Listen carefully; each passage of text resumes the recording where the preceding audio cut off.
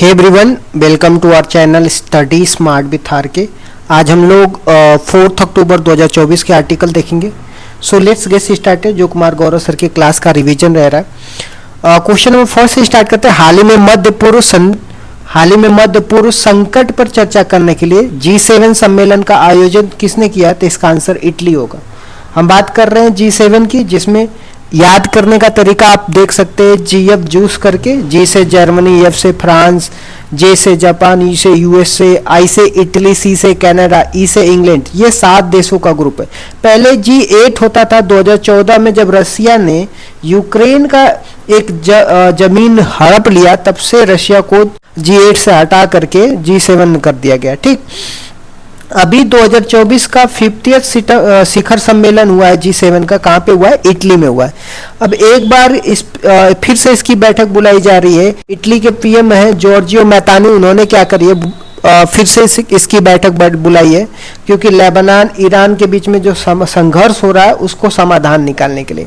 अब बात करते हैं इटली की कैपिटल रोम देखने को मिलेगा। और इटली जो है टाइबर रिवर के किनारे बसा हुआ शहर है। यूनेस्को के वर्ल्ड हेरिटेज साइट में सबसे ज्यादा इटली का शहर है, जिसमें 59 साइट्स देखने को मिलेगा।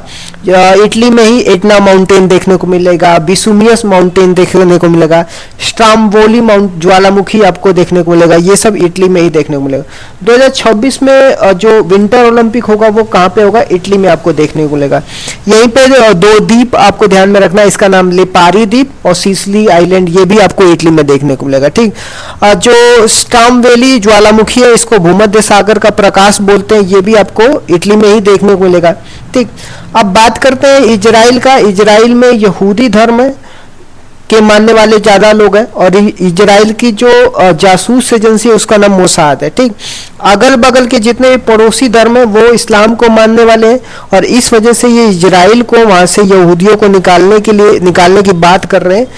तब जाकर के क्या हो रहा है, अगल बगल के देशों से लड़ाई हो रहा है। लेबनान में हिजबुल्लाह टेररिस्ट ग्रुप रहता है, जो क्या करता है, ईरान से क्या मिलता है, इसको सपोर्ट मिलता है। और ये लेबनान के जो हिजबुल्लाह ग्रुप है, ये इजराइल पे हमला करने की बात कही है। ठीक, क्वेश्चन नंबर 2 में देख रहे हैं। हाल ही में संयुक्त राष्ट्र महासचिव एंटोनियो गुटेरेस का किसने अपने देश में प्रवेश करने से प्रतिबंध लगाते हैं? इसका आंसर इजराइल होगा।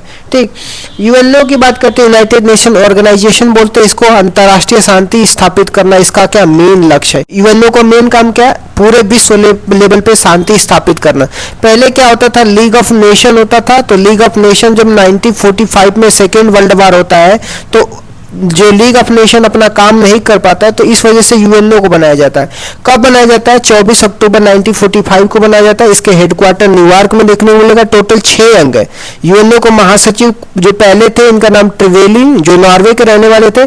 अभी जो वर्तमान में यूएनओ के महासचिव है, इनका नाम एंटोनियो गुटेरेस है, ये पुर्तगाल के रहने वाले। ठीक, अब बात करते हैं यूनाइटेड नेशन सिक्योरिटी काउंसिल में टोटल 15 मेंबर है। 10 क्या है, नॉन परमानेंट है, जो 2 साल के लिए चुने जाते हैं। अब परमानेंट 5 है, जिनके पास वीटो है। वीटो मतलब मना करने की शक्ति होता है। यूएस हो गया, यूके हो गया, रसिया, फ्रांस, चाइना हो गया। ठीक, इजराइल हमास के बीच में लड़ाई हो रही है। इजराइल लेबनान के बीच में जो अटैक हुआ है, तो यूएनए जो है अपनी क्रेडिबिलिटी को क्या कर रहा है, लॉस कर रहा है। जो यूएनए का काम है विश्व में शांति स्थापित करना, इसको ये नहीं कर पा रहा है। इस वजह से क्या किया गया है कि इजराइल ने एंटोनियो गुटेरेस, जो वर्तमान में क्या है, महासचिव है, उनको बैन लगा दिया है इजराइल में घुसने से, इजराइल में जाने से। ठीक, अब इजराइल की कुछ इंपॉर्टेंट बातें कर लेते हैं। इजराइल के मुद्दा का नाम न्यू शेकेल है, और उसकी पार्लियामेंट का नाम नीसेट है। इजराइल की कैपिटल आपको जेरूसलम देखने को मिलेगा। और इजराइल में खुफिया एजेंसी जिसका नाम मोसाद है। इजराइल में आपको यहूदी धर्म को मानने वाले हैं। ठीक, इजराइल में एक एयर मिसाइल है, इसका नाम आयरन डोम है। ये भी कुछ इंपॉर्टेंट पॉइंट ध्यान रखना। क्वेश्चन नंबर 3 में आ जाता है। हाल ही में विश्व हरित अर्थव्यवस्था मंच का आयोजन कहाँ हुआ? तो इसका आंसर यूएई हो गया। यूएई की एक राजधानी आबू धाबी देखने को मिलेगा। इसकी करेंसी दिरहम है, और ये 7 रियासतों से मिला के बनी है यूएई। ठीक, हम बात कर रहे हैं विश्व हरित अर्थव्यवस्था का होस्ट कौन कर रहा है, यूएई कर रहा है। कहाँ, दुबई शहर में। टाइम आपको देखने मिलेगा 2 से 3 अक्टूबर 2024 को। उद्देश्य क्या, इन्वायरमेंट प्रोटेक्शन हो गया, सस्टेनेबल डेवलपमेंट को अचीव करना है। ठीक, इसमें 4P की बात करते हैं, पब्लिक प्राइवेट पार्टनरशिप, परोपकारी की बात करते हैं। इसके द्वारा हम क्या कर सकते हैं, ग्रीन इकोनॉमी को प्रमोट कर सकते हैं, इनका ये लक्ष्य है। क्वेश्चन नंबर 4 में आ जाते हैं, हाल ही में किस राज्य की जनजाति ने पारंपरिक खाद्य पदार्थ और चावल से बनी बियर की किस्मों को जीआई टैग मिला, तो इसका आंसर असम होगा। असम के 8 उत्पादों को जीआई टैग मिला है। जीआई का फुल फॉर्म क्या हो गया, भौगोलिक संकेतक होता है। इसको 1999 के एक्ट से लाया जाता है। ठीक, पहला जो जीआई टैग मिला था दार्जिलिंग था, जो वेस्ट बंगाल का, और ये कितने सालों के लिए कोई भी चीज जीआई टैग मिलता है, 10 वर्षों की मिलता है। उसके बाद उसको फिर से रिन्यू कराना पड़ता है। कौन सी मिनिस्ट्री इन्वॉल्व होती है, तो उद्योग मंत्रालय, जो पीयूष गोयल है। कुछ इंपॉर्टेंट आपको देखने को मिलेगा, बोडो भाषा बोलने वाले ट्राइबल लोग के 8 उत्पादों को जीआई टैग मिला है, जिसमें चावल की बियर, खाद्य पदार्थ, वस्त्र पदार्थ, कुछ इंपॉर्टेंट पॉइंट है। ठीक, हम बात कर रहे हैं 8 शेड्यूल का। हमारे संविधान में भाषा की बात करता है, और जब हमारा संविधान में मूल 14 भाषा था, अभी वर्तमान में 22 भाषाएं दिए गए। जो 15वां भाषा है उसको सिंधी जोड़ा जाता है 21वां संविधान संशोधन करके। 16वां, 17वां, 18वां भाषा जो है आपको नेपाली, मणिपुर, कोंकणी जोड़ा जाता है 71वां संविधान संशोधन करके।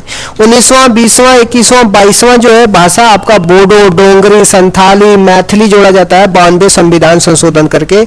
तो these are some important point you have to keep in mind that. Okay, question number 5 में आ जाता है, हाल ही में महात्मा गांधी की 155वीं जयंती पर बापू टावर का उद्घाटन कहां पे हुआ, तो बिहार में देखने को मिलेगा। इसके सीएम किसने शुरुआत करी, तो बिहार के सीएम नीतीश कुमार ने करी है।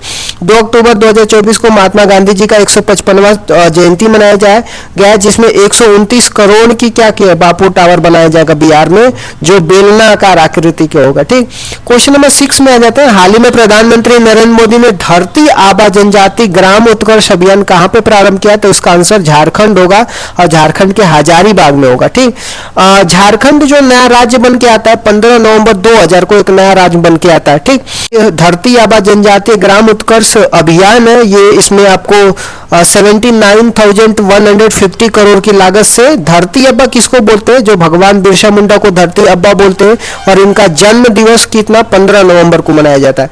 इसमें जो 5 करोड़ जनजातीय लोगों को लाभ मिलेगा और 63,000 गांवों को लाभ मिलेगा, जिसमें 30 राज्य और यूनियन टेरिटरी में ये अभियान चलाया जाएगा।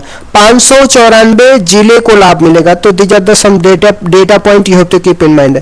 झारखंड की बात करते हैं, झारखंड के सीएम हेमंत सोरेन है, गवर्नर का नाम संतोष गंगवार है, और पहले सीएम का नाम बाबूलाल मरांडी है। ठीक, बायो सीएनजी से चलने वाली गौशाला पीएम ने कहां शुरुआत करी है, तो मध्य प्रदेश के ग्वालियर शहर में। और 7th जो पोषण माह है आपको देखने को मिलेगा 1 सितंबर से लेकर 30 सितंबर तक मनाया जाता है, और इसकी शुरुआत गुजरात में हुई थी और इसका एंड आपको रांची में देखने वाला। पहले सीएम जो है जिसने पोषण माह को पहला पोजीशन लाया, तो इसका आंसर महाराष्ट्र होगा। क्वेश्चन नंबर 7 में आ जाता है, हाल ही में दुनिया की पहली बायोनिक आंख जेनेरिक बायोनिक विजन सिस्टम कहां पे विकसित किया है, तो इसका आंसर ऑस्ट्रेलिया में हो गया। हम बात करें ब्लाइंड पर्सन को देखने के लिए, इसमें क्या छोटा सा कैमरा होगा जो मस्तिष्क तक संकेत देगा। आंख में जो लेंस यूज किया जाता है उसका कॉन्वेक्स लेंस बोलते हैं, उत्तल लेंस बोलते हैं। अगर किसी को दूर की वस्तु नहीं दिखाई देती है तो उसको निकट दृष्टि दोष है, उसी को मायोपिया बोलते हैं। उसके उपचार के लिए अल्टर लेंस का प्रयोग किया जाता है।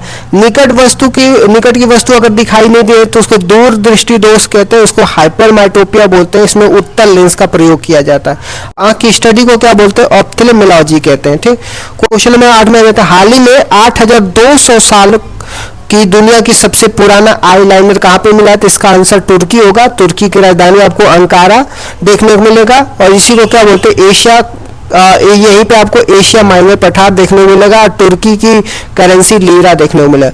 विश्व का सबसे पुराना पनीर आपको कहां पे, चीन में देखने को मिलेगा। क्वेश्चन नंबर 9 में आ जाते हैं, हाल ही में आरबीआई की मौद्रिक नीति समिति ने में सदस्य के रूप में किसे नियुक्त किया गया? तो इसका आंसर आपको होगा, आपको 3 लोगों को देखने मिलेगा। प्रोफेसर राम सिंह, सौगत भट्टाचार्य को आरबीआई की मॉनेटरी पॉलिसी में नियुक्त किया गया सेंट्रल गवर्नमेंट की तरफ। मॉनेटरी पॉलिसी कमेटी की बात करते हैं, इसके जो हेड होते हैं गवर्नर होते हैं और अभी जो है शक्तिकांता दास है। और मॉनेटरी पॉलिसी कमेटी को 2016 में स्टेब्लिशमेंट किया जाता है। 6 मेंबर होते हैं, 3 आरबीआई से होते हैं, 3 सेंट्रल गवर्नमेंट से होते हैं। इसका एम क्या है? इन्फ्लेशन को 4 ± 2% रखना। और ये कौन सी कमेटी बनाई थी? उर्जित पटेल कमेटी बनाती। हर 2 महीने में एक बार क्या होती है, मॉनेटरी पॉलिसी कमेटी की मीटिंग बैठती है और वर्ष में 6 बार। क्वेश्चन नंबर 10 में हाल ही में चर्चा में रही रिंग ऑफ फायर की घटना का संबंध किससे? तो इसका आंसर सूर्य से। ये 2024 का अंतिम सूर्य ग्रहण था। पूर्णिमा को चंद्र ग्रहण मनाया जाता, अमावस्या को सूर्य ग्रहण मनाता। सूर्य ग्रहण तब होता है जब सन और अर्थ के बीच में मून आ जाता है, उसी को क्या बोलते हैं? सूर्य ग्रहण बोलते हैं, इंग्लिश में सोलर इक्लिप्स बोलते हैं। इस तरीके से गाइस मैंने 10 क्वेश्चन आपको डिस्कस कर दिया। Thank you so much guys, keep loving, keep supporting, bye bye, see you tomorrow.